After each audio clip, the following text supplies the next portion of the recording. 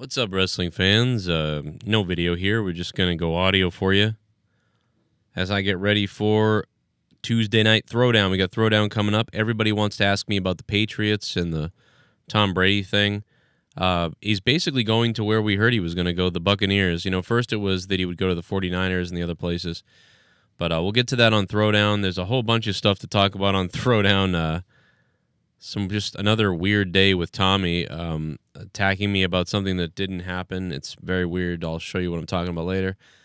We'll talk about the Patriots and all that stuff, the coronavirus thing. Yeah. There's plenty to talk about. Going to have a lot to talk about over on Throwdown. It's over on my other channel, Corrupted Nation. Make sure you subscribe over there. Getting into the wrestling news.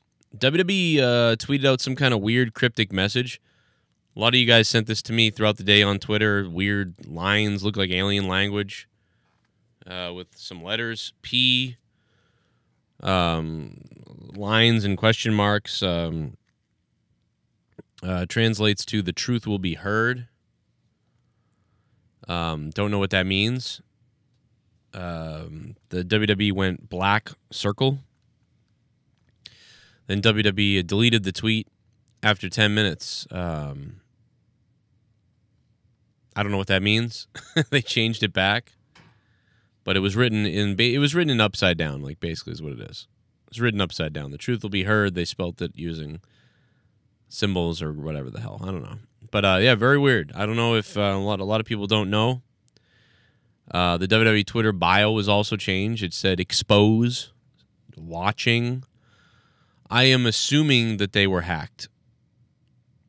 I don't think the WWE did this, but it's hard to tell. I'm assuming some kind of a hack, and now my screen is frozen too. I just realized. I'm sorry. There we go. Keep it flowing. Keep it flowing there. Keep the smoke flowing.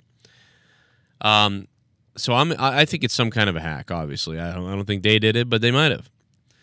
Oh, I also forgot to tell you guys that not only did I record a note to self today, that's up on Patreon. So that's up on Patreon. Another episode of Note to Self. And you guys can listen to all the episodes going back all the way to 4 years ago.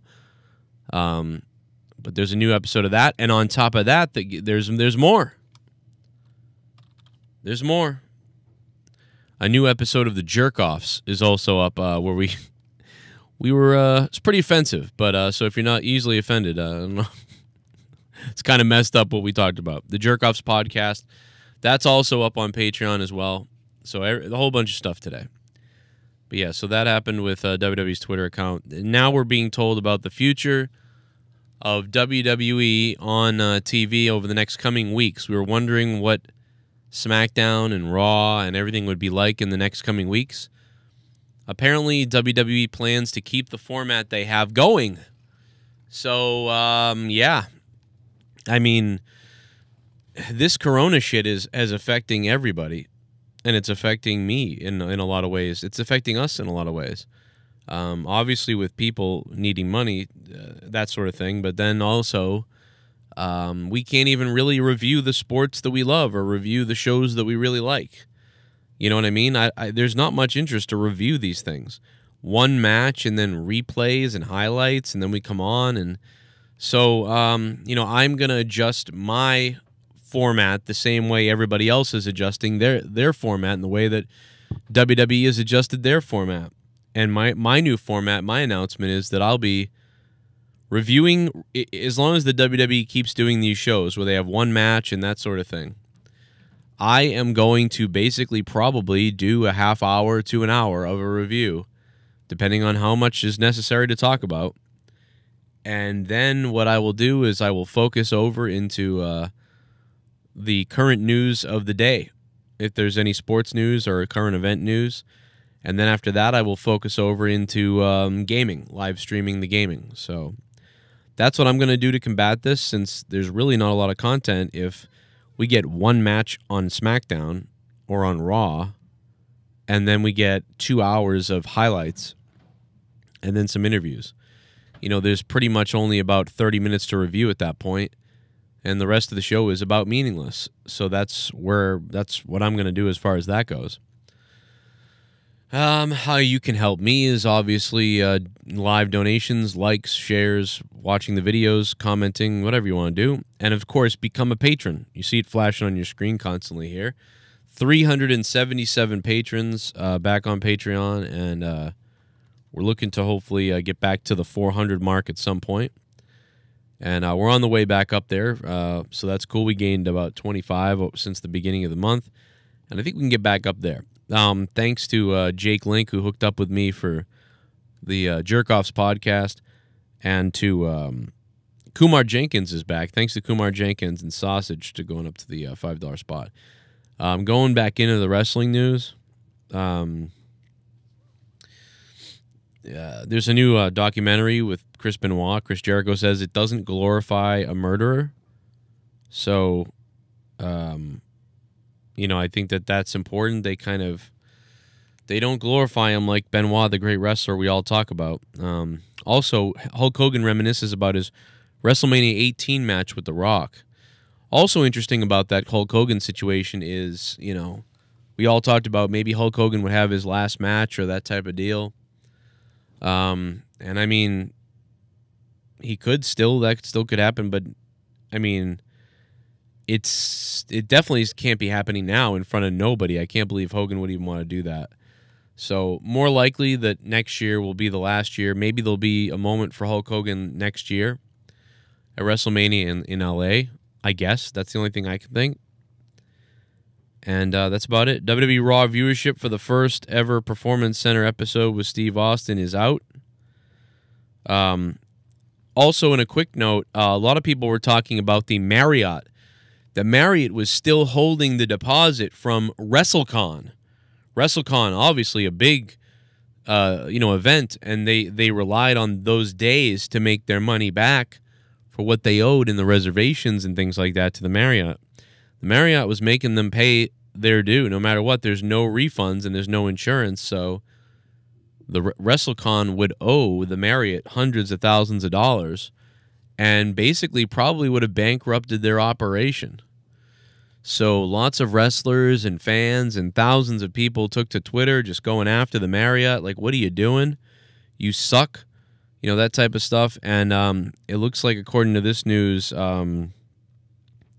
WrestleCon no longer is required to pay the Marriott charges. So that's really good news for them. So that's just on a side note. That was news going on the other day. I didn't talk about it, and maybe some of you guys didn't know about it, but yeah, that was a real big deal. And obviously they're talking about giving Americans $1,000 per household or $1,000 per adult. Big stimulus coming potentially because of the crash in the economy and what's going on right now with coronavirus. And, we'll be talking about that on Throwdown tonight, among many other things. Like I said, we live tonight at 10:15 p.m. Eastern Time, which is in about 40 minutes from now, so probably much less from now if you're listening to this. We may even be live already. The Raw the other day, believe it or not, drew a decent rating. Probably people curious to see what it was going to look like and people wanting to see Steve Austin. But it still didn't do very well. WWE Performance Center with no crowd drew an average of 2.3 million viewers. That's up 8% from last week's 2.1 million viewers. Probably because of Steve Austin and the hype of an empty arena. Because there is some hype to that. Like, what's it going to look like? What are they going to do? And then they really showed you what they were going to do. They did about nothing. They wasted your time, mostly. And then they had a couple of good moments. So if that's any indication of what we're going to get the next few weeks to who knows how long, then we're in trouble. And that's what WWE apparently has said that they plan on doing going forward, is having minimal talent on the premises and having one match go off and then having interviews and tape segments and replays of things. And that's disappointing, man. Like I said, that's disappointing, and that's tough to hear, to be honest. That was one of the better rated Raws of the year, but more middle of the road to the lower end, to the higher end, I guess. We've had some Raws this year do a 2.4 and a 2.3. So some actually bad Raws without Steve Austin have scored the same amount of viewership. So obviously next week, I think it's a lock. I mean, mark this down right now. Write this down on the pad of paper. This is no smart prediction. This is nothing Einstein-like that's about to come out of my mouth, but mark my words, next week, despite the fact that everybody's home and there's no school and things like that, I'm really going to bet that next week's Monday Night Raw probably draws a 2.1. They're probably going to go back to 2 million to 2.1, and it could get worse from there, to be honest, because of just how, oh my God, is it boring to watch what they're doing. It wouldn't be boring if there were maybe 3 matches in the ring, maybe some interview segments, and a few highlights, and maybe they played one classic match. Tonight on Monday Night Raw, the classic match of the week here going forward in the next few weeks until we're back to normal here on Raw. And you guys, we put a poll out for which match you'd like to see, and you voted for this. Here it is now, WrestleMania 13, Stone Cold Steve Austin versus Bret Hart, in a submission match, that sort of thing. That'd be kind of cool. I'd be down for that. So you kill, 25 minutes or so with that. You get some interviews. You get 3 or 4 matches.